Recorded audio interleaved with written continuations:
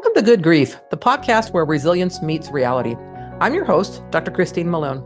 In this podcast, we delve deep into the stories of individuals who've triumphed over tragedy, adversity, and trauma. In every episode, we bring you raw and honest narratives from guests who faced life's most challenging moments head on. Through candid conversations, they share their journeys of resilience, shedding light on the strategies, mindset shifts, and support systems that empowered them to rise above their darkest hours. Join us as we explore the profound depths of human resilience and discover how, even in the face of life's toughest trials, there can be light, growth, and yes, good grief.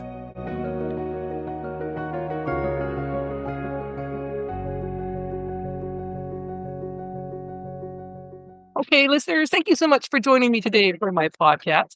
My guest is Kelly, and she's going to talk about some really interesting topics. She's a keynote speaker, an author, a life tribute specialist, and an officiant. So, Kelly, if you'd like to introduce yourself with anything else you'd like to share, and we can get started talking about some of the amazing things that you do. Oh, thank you. Well, yes, my name's Kelly Meloche. I am from Amherstburg, Ontario, little small town outside of Windsor, right across from Detroit, Michigan. This is home. Beautiful, beautiful, historic little town. We have a lot of fun here.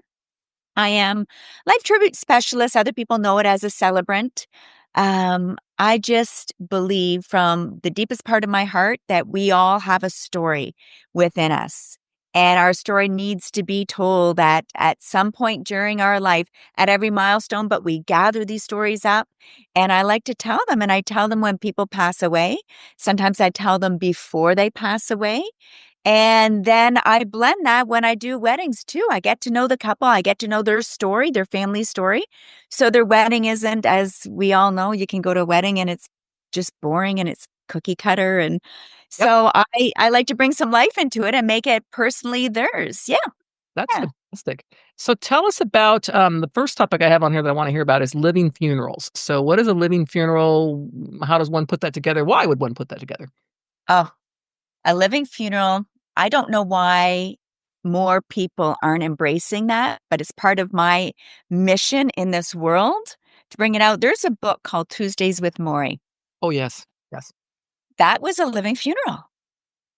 Okay. I never thought about that. I remember reading that in high school. That was a assigned book in a literature class. Yes. A beautiful book by Mitch Albom. And, now we can do MAID. So we can, if you have a diagnosis, at a certain point, you can choose that I'm going to accept my wings on my own terms. Mm-hmm. And, you have this beautiful ability to make that choice. And then when you're making that choice, the topic of funerals come up. And people are saying now, you know what? I don't want to wait until I'm gone. Yeah. We organize and they're not these huge, big, it's intimate, but it's beautiful. And it allows the person that is going to be passing, that is earning their wings, to be a part of their celebration, Mm-hmm. be able to give and take and share. It is a brand new tapestry as we understand how sacred it is when we pass away. And it's not something that we need to not talk about or, make it the elephant in the room, that it is something. It's going to happen to every single one of us. And we hope that we all live to 98. We have this beautiful life and we go to sleep one night, but that's not the case. So it's empowering. And I believe it brings in, for people that choose it, my God, does it feel healthy and empowering for all ages, for all relations, because they really do. Then afterwards, they often do another funeral for everybody else that wasn't there. Mm-hmm. And if I do both, we make them a little bit different, but it's choice. Yeah. It's choice, and it's a gift. It's a gift to everybody. Yeah. I know one of the things I was reading in your bio here was that you like to bring humor to things like that. And I know you were sharing before we started recording about the urn off the table. I just think my sense of humor is, I bring it out at the weirdest times. It's kind of like I have a very strange sense of humor, and I oftentimes think, well, it's not a time to be funny, Christine. But I know. But I love that thought because again, it's a normal part of life. And so why not? Why not have humor be there too, rather than we all have to just be sad and crying? Right. right? And grief isn't just sadness. It's just not I'm sad, I'm having a bad day. Grief feels like there's a part of you that got caught in a vacuum and it's gone. So you're mourning so much, but you're still you. Yeah. So in that moment, if you can make it normal and if you can put humor in, and if what that person stood for when you are celebrating their life, Mhm. the sadness in the morning comes, but if you're celebrating their life and they had these quirks, that brings apart such a comfort to people Yes. Yeah. when you are allowed to talk about them for truly who they were. Right, right. Yep. Yep. I actually saw a thing on, it was a YouTube reel that came up when I was looking for something that was about, a woman who made, little cards, and it had like a picture of a Ouija board in there and the little thumb thing that you use to Ouija, and it Yeah, said yeah. she had made them before she died, and it said something like, "Keep in touch," or something on there, and it was, and everybody was supposed to take one of these, like, like you take like a thing of candy or whatever from a Yeah. funeral. I just about thought, I think that is Right? weirdest thing ever. I'm thinking my family will be like, "Yep, that's mom. That's definitely something I would do." So I love that. I And love you get in your car after that and you're like, "I am so sad, but there's something in me that feels like I did a good thing and I feel good." That was her. I did a service one time for this family, lovely family, but it was interesting because when I got to their home to interview them, and it's very, very I try to keep it so relaxed and just a conversation like you and I are having. right? 3 girls and the mom, and they all started to giggle, and I'm gonna say the girls were in their 40s, and they said, "Oh, we don't know how you are going to find that long of a period of time to say good things about dad." And they went on to say, not that he was a horrible man, but he had these habits and these tendencies. And one of the things that they did is they said, "We never," and now the grandkids have never been able to eat from a bowl of chips because dad would take his teeth out, go over the bowl of chips, and just throw these chips in his and then yes. So they're like, if we're mourning anything, we're mourning that we've never had our own bowl of chips. So Or at their celebration of life, I gave everybody their own bowl of bag of chips. chips. Yeah. I love it. I Yeah. love it. I'm gonna say, or their first time getting a bowl of chips after that, it'd be like, "Huh, I could do this." Yeah, yeah, Look at this. And that was just one of the things. But I mean, those are most of the things that people would say, "Oh, well, don't tell them this, don't tell them this. We'll just give the top 10 things that we can find," but that's not it. That was his life. yep, That was his life. So they all walked out with their little bowl of chips yep. and they were happy and they reflect back on the funeral, the celebration of life, and they can smile a little bit each time. Yeah, and remember the funny things like that too. I mean, to me, that's part of, the good and the bad. It's like I know Yeah. the comment, never speak bad of the ill or ill of the dead or whatever the comment is. It's kind of like, yeah, I'm not speaking ill. I'm just being honest. That's what this person was like. That's what they did. They were, this is kind of a, whatever. It's kind of interesting, but yeah, I find that. It's that person. Yeah, Yeah. yeah. So talk to me about this part here. I love this gratitude in the place of grief. So Oh, I know I have an interpretation of that as we were talking before we started recording, but I'm just curious, yeah. how do you put that together in words for someone who's just kind of got to go, wait, what? Yeah. I truly believe when you lose someone and you are leveled in grief, just so sad, what am I going to do without them? I don't see tomorrow without them. Yeah, I I do believe that the roots of that, what's underneath all of that, is that you love them so much because you were so grateful for yeah, everything they taught you, every lesson that you shared together, all the laughter, the adventures, and memories. You are grateful. And of course, you're sad because you don't get to make those memories anymore. You realize I would not be the person that I am.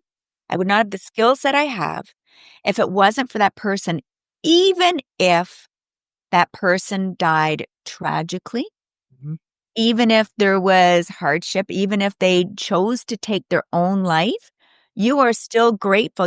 That might come later on, as we talked about, because you don't understand right now, but the healing that comes from that, you become better for yeah, yourself and then you become better for everyone else. So love is there, sadness is there, but gratitude is that mind blowing emotion that cracks open everything else. yeah. No, that's beautiful. Tell us about your book. So it's called Leaving Your Light On: Inspirational Stories of Unforgettable Lives. So what inspired you to write it? What's it about? And more. Well, I'll tell you, I wrote my book in 144 days. And that was only because when I sat down, and writer's block was non-existent, and I write every day, so sometimes I do get writer's block. But what I was learning from meeting all of these different people and their families when I meet with them is you would think that it's going to be the same old story about Bill so and so, he worked at the factory. But when you hear the undercurrent of where they come from, I was so moved. Or when you hear what kind of a father, what kind of sacrifices, all of these stories that went beyond the resume. I I am so blessed. And that seems like an understatement to me. I'm so blessed to spend time with these people and hear and just ask a question, sometimes questions they've never even thought about, but to learn how, oh, that woman that crossed the street, did you know that this was her childhood? This is what she's been through. And all she was after that is compassionate. Or the reason that man doesn't look anyone in the eye, that was his story. Whatever it is, there's lessons for everybody else. And I believe that we tend to take a look at a life when it passes and just kind of want to package it up and put it away. And we can't, because the grandchildren, the great grandchildren, the great great grandchildren, those stories, the story of you and I for our kids and our grandchildren, our great grandchildren, I want them to know what made me tick. I Hmm. want them to know my talents. I want them to know the talents that I didn't have. I want them to know my personality and what I overcame. And so I started learning about all these stories. And I thought people need to know how important our stories were. So it was so difficult because I could only pick so many, but I tried to pick the ones that I felt reflected everyday people Hmm. doing everyday lives, but are, understatement again, extraordinary on how they touched everyone's life. Yeah. And since I published the book, so many people, some people, if it was locally, they would say, that was that was I had no idea. Oh my goodness. So it's propelled people to want to tell their story. To, Hmm. like, you wrote your autobiography you were sharing with me. And I think that that is so powerful because just in the short time meeting you, I'm thinking, I want to know more about her. You have such a rich, full life, and everybody's had a rich, full life. So that's what the book's about. And I wanted it to read like a chicken soup for the soul, Yep. Yep. just different stories, sad stories, some of them about how people, that their full story wasn't told, but that was their full story. That was what their life was meant to be, I Hmm. believe. Right. And as long as people are talking about them, they still live on. They Yeah. still live on. One thing that you have in this the bio, whatever that I've got here, is the myth of taking it to the grave. So I'm kind of hearing some of that with what you were just talking about with the book, is Yeah. not keeping, not necessarily the secrets, but the stuff that really, where you go, oh, I had no idea that that person did such and such, that maybe we didn't think was important to share, but people would be interested. Yeah, absolutely. Because then it empowers other people to share their stories that they figure are, um, you know, a black mark on their family or Right. whatever. There was one story in the book where this woman was loaded up by her father and driven provinces over, because of course I'm in Canada, and just dropped off at an orphanage. And Mm. she never heard from him again. Mm. And every Christmas she was alone, so she taught herself the piano. And she became the matriarch of their whole street. And it wasn't until after she was gone that the family told me, as part of a sidebar, we don't talk about this, Mm. but here's mom's story. And I convinced them that we need to tell that story because I promise you, it might not be the same story, but someone else has had that abandonment in their life, or someone else knows something. And that story that happy ending can help someone else. Right. Or the ones that are like, you know what? I spent a lot of my youth in prison. Hmm. I did some really horrible things. But then they clean their act up and no one knew about them. That needs to be told, not as a shame story, but as to champion their story. So I don't think that anything should be taken to the grave.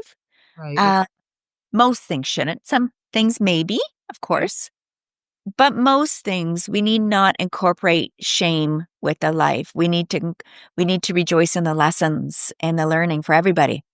So what do you think about like people sharing or writing down, kind of that stuff? And I'm gonna see if I have it at my desk here. I do. I do. So I got this book. It's called Mom, I Want to Hear Your Story. I'm not sure if you can see that without it being all blurred out. Oh, yes. Not just Yes, I got a similar one and from my kids for Christmas this yes. year. And I mean, even though I've written my biography, I mean, it's got stuff in here like, how would I describe myself when I was a teenager? How did I dress and style my hair? What was a typical Friday or Saturday Oh, night? How old was I when I had my first steady relationship? And I thought, as I'm reading, I thought there is a lot in here that my kids do not know, and it's not right.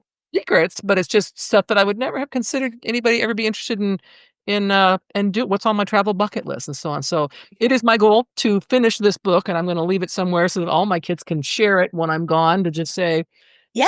something there that maybe you don't know. You didn't know I used to do I something. those books, I mean, I broke down because we're emotional beings. I broke down and I cried, one, because it says, "I wanna know you." Yes, yes, exactly what the book says. Yes, yeah. I want to know you. Someone's so interested in my life that, yeah, what did I dream of becoming when I was younger? Because when I sit down with families, Mhm. and sometimes it breaks my heart, and I think it breaks the family's heart when I say, "What music did mom listen to? And did she dance in the kitchen?" And they'll say, "Oh, No, you yeah, know what? I don't know. yeah, What grade school did she go to? Did she play sport? Oh, I yeah. don't know. How did your parents I don't know." And I can feel how they feel ashamed that they don't know, and they'll qualify it with, "We just didn't talk about those things." Mhm, mhm. We can't change that, but we can change right now how you can start. So I think those books are absolutely brilliant. What's your favorite pen? Right, You right. know, like little things like that, because if you learn that, then you start asking yourself, what are my favorite things? What do I stand for? Yeah, Yeah, exactly, yeah, exactly. I think we know, I mean, anybody that knows me, especially my kids, could pick out the big things, like, they probably all know what my favorite color is, whatever, whatever, but right. some of the Yeah, smaller things, like, what did I play sports in school? The answer is yes, and people would probably be surprised at that because 'cause I'm not a sports person, but, yeah, it's kind of one of those things where it's like, yeah, "You'd never know that about her," yeah, whatever. yeah. All your layers, all your different layers. And I don't know about you, as I've been going through the book, I relive those moments. Yes, yes. And I can find those happy little pockets of, "Oh, I remember what I was dreaming about then," or, "Yeah, that first boyfriend," or things like that. It is so, and then you can turn it around and ask your kids the same thing. "Do you remember when you used to do this and that?" And just allow them to examine our lives, and Mhm. I just, we don't do enough of it. We We don't, and I mean, when I saw the book, I thought, "Huh, that's an interesting thought," and then, but yeah, once I got it and was reading through some of it, and it's a short little thing, it's not like it's a Yeah, novel, but, yeah, yeah, stuff that's in your head, it's not something you have to research, it's like it's stuff, what was this and how did this go, whatever, so, yeah, yeah, I'm looking forward to actually putting it together and giving it to true. my kids and saying, Yeah, "There's anything in here that" thoughtful. whatever. I've often always told my kids, especially since they're my older 2 kids, their dad died when they were so young, if there's anything you wanna know about him and I haven't thought to tell you, I mean, let me know, and what I know, I'll be happy to share with you, but, Yeah, I mean, yeah, whatever. Kinda one of those things where I don't want his memory to just be that he died or how he died or whatever it might no. be. That's not what, like, No, no, um we shouldn't pigeonhole everybody. We should be allowed. I think in my book, I refer to Brene Brown as, one of my best friends that I've never met. yes, So, yeah, Brene, if you're seeing this podcast, come and have lunch with Christine and I. I love Bernays. Oh, I know. And she talks about vulnerability, right? Yes, yes. One of the things that I really respect about her, because I admire her so much, but she will talk about these little things when she gets in her head about, oh my goodness, I was so worried about this. I was so worried about that. I'm having this conversation in my head. That person must not have liked me. And we do that. So my work, I truly believe, has allowed me to be vulnerable myself Yeah. and give people the right to be vulnerable again in that moment, just to be perfectly imperfect, Yeah. and the grace to everybody else to do the same thing. It's Yeah. kindness. It's kindness. We Really need to good. be. And I'm sure you've also seen her piece on the difference between empathy and sympathy, but that's an absolutely amazing one too. I have my students watch that to kind of get a sense of Yeah. what that's all about, and it's so perfectly done. But yes, if anybody listening or watching, yes, look at Brene Brown if you haven't already, because you're really Yes. Yeah. This is not a paid endorsement, but exactly. I just really truly love her. Um, Kelly, it's been an absolute pleasure to talk with you. Is there anything else you'd like to share with our people before we go? you know what? I don't think so. It's been lovely chatting with you too. I hope we do it again. Yes, absolutely. All right. Well, thank you so much.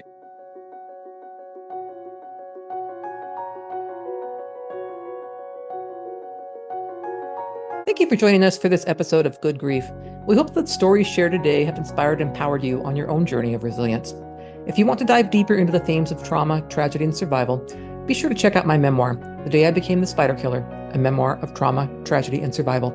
In this book, I shared my own raw and honest experiences, offering insights and strategies for overcoming life's toughest challenges. You can purchase the book on Amazon, Barnes & Noble, or listen to it on Audible. Your support helps us continue to bring these powerful stories to light and spread a message of hope and resilience. Stay tuned for more incredible stories on our next episode. Until then, remember, even in the face of life's toughest trials, there can be light, growth, and good grief.